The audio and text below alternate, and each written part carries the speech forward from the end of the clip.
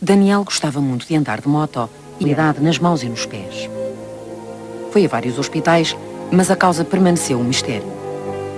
Por fim, diagnosticaram-lhe a síndrome de senilidade prematura quando tinha 31 anos.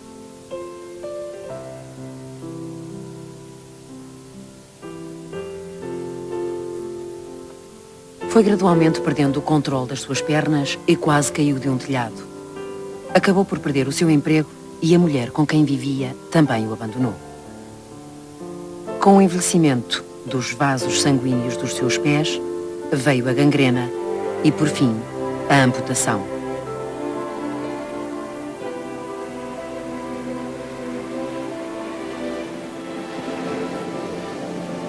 Je suis comme une personne âgée, mais je n'ai pas encore le caractère, je n'ai pas le laisser-aller d'une personne qui s'alite et qui reste dans son lit sans réagir. Moi, j'ai envie de réagir, j'ai envie de me battre, jusqu'au jour où je ne pourrai plus me battre. Le jour où je ne pourrai plus me battre, donc, je verrai à ce moment-là ce qu'il me reste à faire. Je sais ce que je ferai, moi, mais ça, c'est ma vie. C'est ma vie. Donc, pour l'instant, on va essayer, on va vivre. Je me suis dit que je n'ai pas fait grand-chose jusqu'à aujourd'hui, que s'ils avaient besoin de moi, ils m'ont fait des prélèvements de sang, ils ont envoyé à Seattle, à Okinawa au Japon aussi, et dernièrement ils ont trouvé donc ce gène.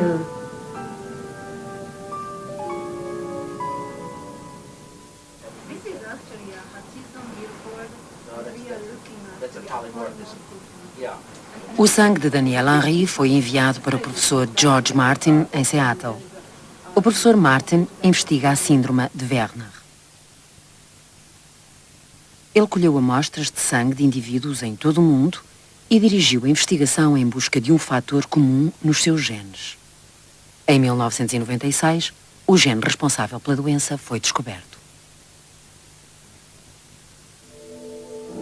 O fator comum era uma mutação no cromossoma 8. Se uma pessoa herdar este gene, tanto da mãe como do pai, não há produção de um determinado tipo de proteína. Essa proteína é uma enzima necessária para desfazer a dupla hélice do ADN.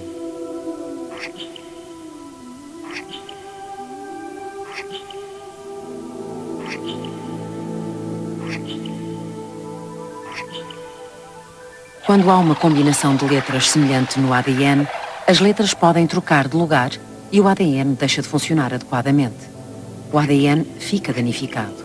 Pensa-se que esta enzima repara estes estragos e previne os danos no ADN.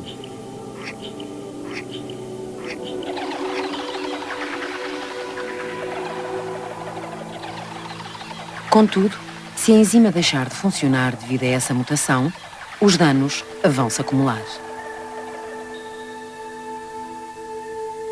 Pensa-se que a causa do rápido envelhecimento do Daniel seja a acumulação de lesões no seu ADN.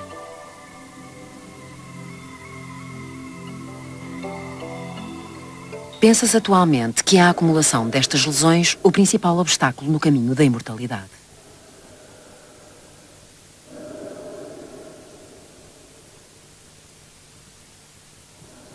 Até o ADN das pessoas saudáveis sofre danos todos os dias.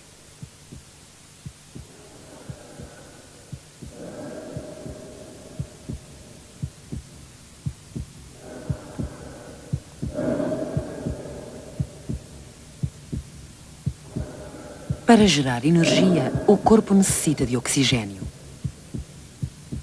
Depois do oxigênio ser captado através da respiração, é levado a todas as células do corpo.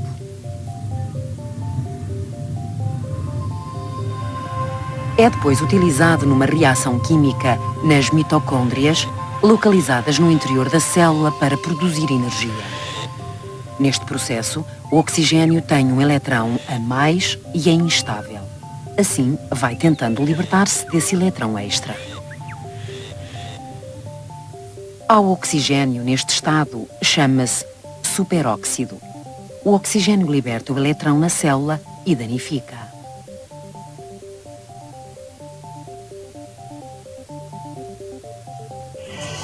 O oxigênio entra no núcleo de uma célula e altera a função do ADN.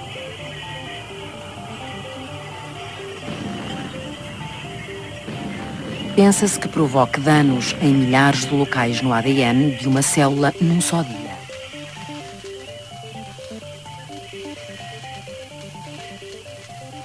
Contudo, o ADN possui alguns mecanismos que impedem os danos de serem imediatamente fatais. Um deles é a produção de enzimas que reparam os estragos. O ADN também é capaz de produzir enzimas que removem os estragos, corrigindo-se a ele mesmo.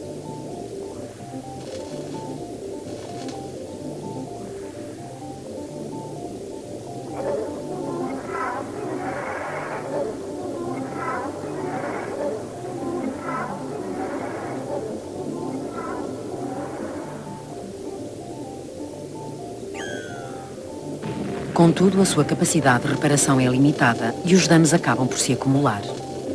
A enzima de vigilância tem a função de descobrir a quantidade de lesões que persiste. Quando esta enzima decide que não é capaz de reparar as lesões, dá ordens à enzima de destruição para fragmentar o ADN. Chama-se a isto apoptose, ou simplesmente o suicídio de uma célula. As células, com os danos graves no ADN, suicidam-se para que não danifiquem todo o organismo.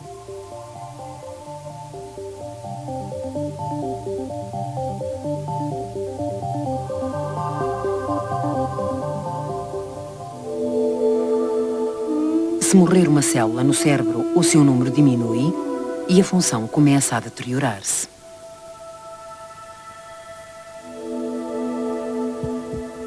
Se o número de células musculares cardíacas diminui, vai passar a circular pelo corpo uma quantidade de sangue insuficiente. Estes são alguns dos fatores que iniciam o processo de envelhecimento.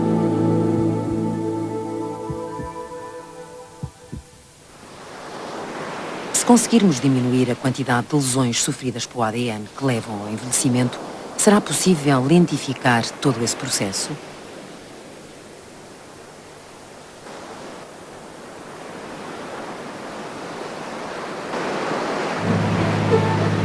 Zenai Nakamura vive em Okinawa. Apesar de ter mais de 80 anos, continua a ir pescar sozinho quase todos os dias.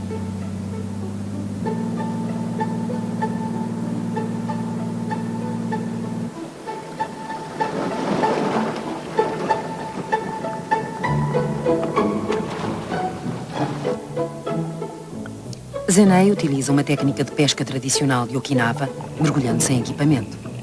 Ele prepara as redes nos recifes de coral e força os peixes a dirigirem-se para a rede com apenas uma longa vara.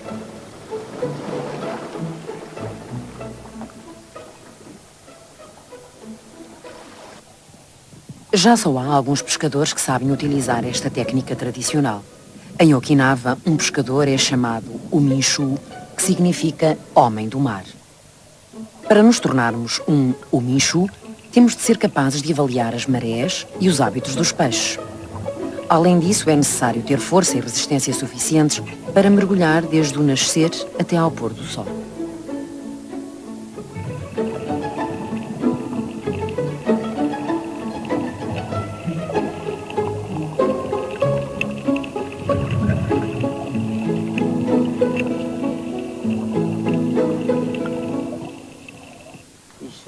Na Universidade de Ryukyu foi conduzida uma investigação numa série de células de Zenai danificadas pelo superóxido.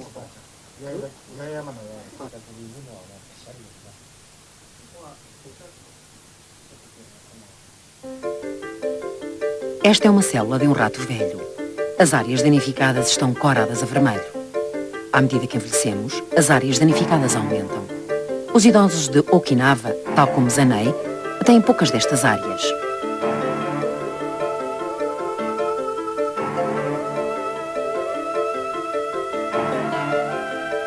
Pensa-se que uma das razões deste facto seja uma enzima no cromossoma 21 que previne o aparecimento das lesões de forma poderosa.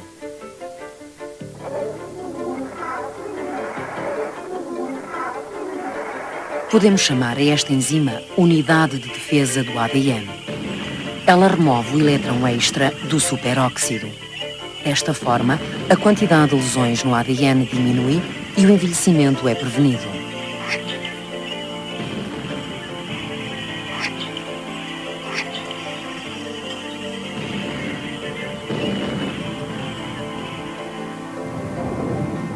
A potência desta enzima varia de pessoa para pessoa.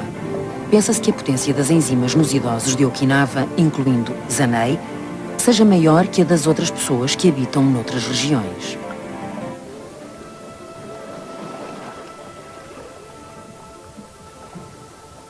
Vemos os nossos corpos a envelhecer diariamente à medida que o nosso ADN é danificado. O envelhecimento começa com uma diminuição do número de células.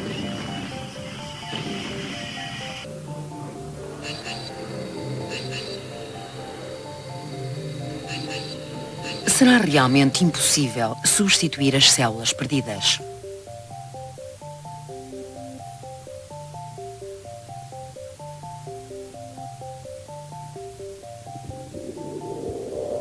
O nosso corpo produz células novas por divisão celular. Este processo faz com que seja possível a substituição de células no interior de um vaso sanguíneo que ficou danificado. Contudo, quando por qualquer motivo se torna difícil para uma célula dividir-se, o organismo deixa de produzir células novas e é isto que leva ao envelhecimento. Outro obstáculo no caminho da imortalidade está escondido no próprio mecanismo de divisão celular.